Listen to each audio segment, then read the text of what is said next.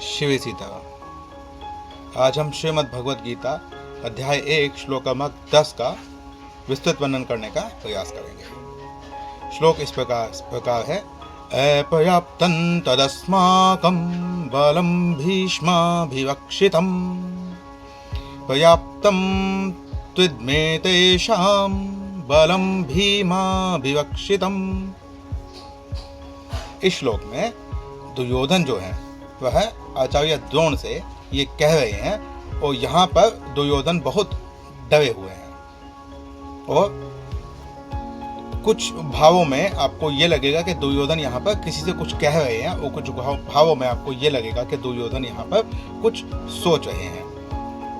अब दुर्योधन अगर अभाव में डर के अभाव को दिखाने के लिए कहें तो वो द्रोणाचार्य से कह रहे हैं कि जो हमारी सेना है वह 11 अक्षौहिणी है और भीष्म जैसे योद्धा के द्वारा रक्षित है, इसीलिए उसको जीतना किसी के लिए भी अपर्याप्त है। और अगर यहीं से हम आगे चलते हैं तो फिर वो ये कह रहे हैं कि भीम जो है वह स्थूल बुद्धि का है और भीष्म जी की तुलना में उतना बड़ा वीर भी नहीं है, उतना बड़ा ज्ञानी भी नहीं है। भीष्म जी की तुलना में भीम है नगण्य के बराबर है। तो इसीलिए वह जो पांडवों की सेना को भीम के द्वारा रक्षित बताकर और यहाँ पर उसे जीता जाने के लिए प्राप्त बता रहे हैं कि हम उसको आसानी से जीत सकते हैं। पर्याप्त अर्थात जो हम जिसको हम आसानी से प्राप्त कर सकते हैं, जो हमको प्राप्त हो चुका है या जितनी हमारी आवश्यकता है उतना अगर हमारे पास है तो वो पर्याप्त है। और एक अर्थ में पर्याप्त का अर्थ होता है कि जो आपकी इच्छा की पूर्ति कर दे। और अपर्याप्त का अर्थ यहाँ पर जो है दो अर्थों में लिया जाता है। एक अर्थ होता है असीमित और एक होता है आवश्यकता से कम। तो दुर्योधन यहाँ पर अपने भय के अभाव को दिखाने के लिए द्रोणाचार्य जी के सामने असीमित शब्द का प्रयोग कर रहा है। महाभारत के उद्योग पर्व में भी दुर्योधन से जब यह कहा गया था कि तुम जो जिस सेना के साथ युद्ध करना चाह रहे हो वहां पर अर्जुन जैसा धनुर्धर है, भीम है, इतने बड़े बड़े योद्धा हैं, तो तुम जो है युद्ध क्यों करना चाहते हो।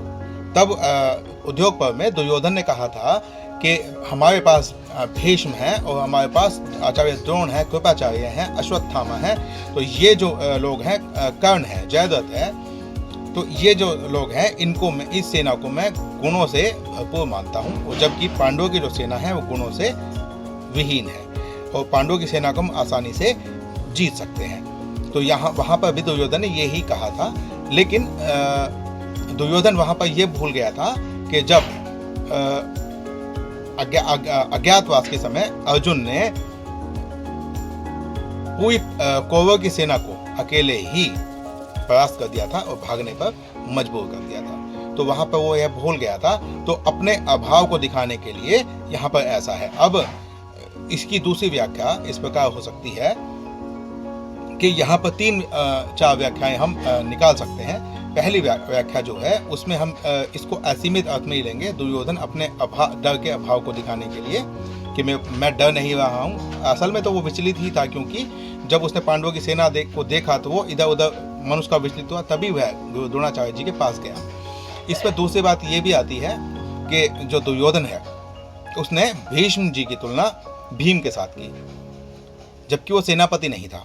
अगर उनको तुलना करनी थी तो दुष्यद्युम्न के साथ करनी चाहिए थी, क्योंकि वो सेनापति थे। या फिर अगर धनुर्धारी के साथ की जाती, क्योंकि जो भीष्म पितामह थे वो धनुर्धारी थे, तो अगर धनुर्धारी के साथ करनी थी तो अर्जुन के साथ करनी चाहिए थी। लेकिन यहाँ पर यह है कि भीम से जो दुर्योधन है वह सदा परास्त होता आया। दुर्योधन के वश में भीम कभी आया नहीं और भीम ने ही दुर्योधन समेत 100 भाइयों को मारने की प्रतिज्ञा की थी। तो जो दुर्योधन है वह भीम से ही अधिक डरता था, उसको ही बहुत महावीर मानता था और असल प्रतिद्वंदी भी दुर्योधन का भीम ही था, क्योंकि अर्जुन का प्रतिद्वंदी तो कर्ण था। तो इसीलिए ही जो दुर्योधन है उसने पितामह भीष्म की तुलना भीम से की और उसने बताया कि वो तो चपल बुद्धि है और उसको इतना शस्त्रों का ज्ञान नहीं है, उसको हम आसानी से जीत लेंगे। अब दूसरी व्याख्या में वो ये सोच रहा है कि अपर्याप्तन को अब हम यहाँ पर सीमित अर्थ में लेंगे। तो वहाँ पर जो दुर्योधन है वह यह सोच रहा है कि हमारी जो सेना है वो 11 अक्षौहिणी है, बहुत बड़ी सेना है पांडवों की सेना के मुकाबले, और हमारी जो सेना में पितामह भीष्म है वो उसके सेनापति हैं, परंतु उसके पश्चात भी हमारी जो सेना है उसको आसानी से जीता जा सकता है। वो पांडवों की सेना पर जीतने के लिए अपर्याप्त है, अर्थात कम है, जबकि जो पांडवों की सेना है वो हमें आसानी से जीत सकती है। इसका बड़ा कारण ये है कि जो सेनापतियों के या वीरों के नाम दुर्योधन ने गिनवाए उसमें पितामह भीष्म जो के उभय पक्षपाती थे, वह पांडवों को भी उतना ही स्नेह करते थे जितना कि वो दुर्योधन को, और वो ये कह भी चुके थे कि वो पांडवों को नहीं मारेंगे, वो सिर्फ हर दिन 10,000 सैनिकों को मार देंगे, परंतु किसी भी पांडव को नहीं मारेंगे। ये भीष्म ने दुर्योधन को कह दिया था। तो इसीलिए दुर्योधन यहाँ पर यह सोच रहा है कि भीष्म द्वारा हमारी जो सेना है वह रक्षित है, उसके पश्चात भी हमारी जो सेना है वह पांडवों पर विजय पाने में असमर्थ है, और भीम की जो सेना है अर्थात पांडवों की जो सेना है वह हमको जीतने में समर्थ है, पर्याप्त है, क्योंकि वहां पर वो सेना चाहे संख्या में कम है परंतु वहां पर जितने भी योद्धा थे वो सब एक मत थे, कोई उभय पक्षपाती नहीं था। तो वहां पर वो जो सेना है वो मिलकर लड़ेगी, जबकि यहाँ की सेना जो थी इसमें एक तरीके से फूट थी। यहाँ पर द्रोणाचार्य हो गए, कृपाचार्य हैं, और पितामह भीष्म जो बड़े सेना नायकों और सेनापतियों में से थे वो उभय पक्षपाती थे। वो पांडवों से भी उतना ही स्नेह करते थे जितना कि कौरवों से। तो एक यहाँ पर ये आता है। दूसरा, यहाँ पर जो व्याख्या की जाती है इसमें मैं थोड़ा सा आगे जोड़ूंगा। उभय पक्षपाती की बात तो हम कर ही चुके हैं। यहाँ पर कर्ण जो था, कर्ण को भीष्म पितामह ने अपने संरक्षण में, जब तक वो सेनापति थे तो उन्होंने उसको युद्ध करने से ही रोक दिया था। और दूसरा, जो जयद्रथ थे, जयद्रथ जो थे वो पांडवों से पहले ही हार चुके थे। विकर्ण जयद्रथ को जब द्रौपदी का हरण किया गया था तो पांडवों ने जयद्रथ को बंदी बना लिया था और उसके सजा के रूप में उसके सर पर 5 चोटियां छोड़ी थी, जिससे कि उसको पता लगे कि पांडव के द्वारा दया करके छोड़ा हुआ व्यक्ति है। तो इसीलिए पांडवों से परास्त हो चुका था जयद्रथ पहले ही। कर्ण को रोक दिया गया था। पितामह भीष्म, आचार्य द्रोण और कृपाचार्य ये जो थे उभय पक्षपाती थे। और विकर्ण, जिसका एक भी नाम लिया था, विकर्ण भी एक धर्मात्मा व्यक्ति था और दुर्योधन को पता था कि वो भी कभी भी पांडवों के साथ हो सकता है, और अंत में हुआ भी यही था। युद्ध प्रारंभ होने से पहले विकर्ण ने पांडवों के दामन को थाम लिया था। वह उससे चला गया था क्योंकि उसे वो पक्ष जो है सही लगता था।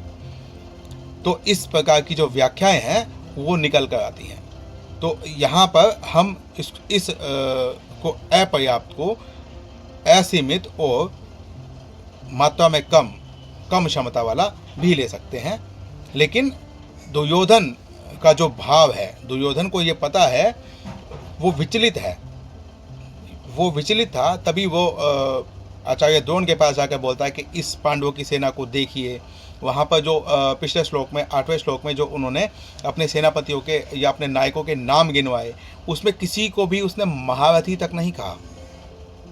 जबकि यहाँ पर पांडवों की सेना का जब वो वर्णन कर रहा था तो वहाँ पर उनके सभी योद्धाओं को उन्होंने महारथी कहा था।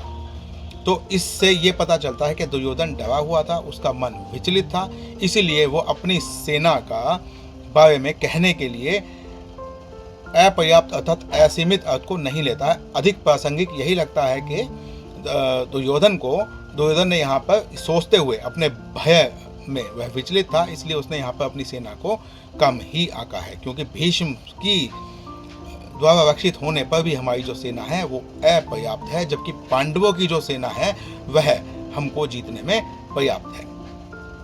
अगर एक और व्याख्या हम इसकी करें समझने के लिए तो इसमें यही है कि यहाँ पर जब भीष्म के द्वारा जो हमारी सेना है वो रक्षित है तो अपर्याप्त है पांडवों के दृष्टिकोण से कि वो हमको जीत सकें, उसके लिए हम असीमित हैं। जबकि जो भीम के द्वारा रक्षित सेना है वो पर्याप्त है हमारे जीते जाने के लिए।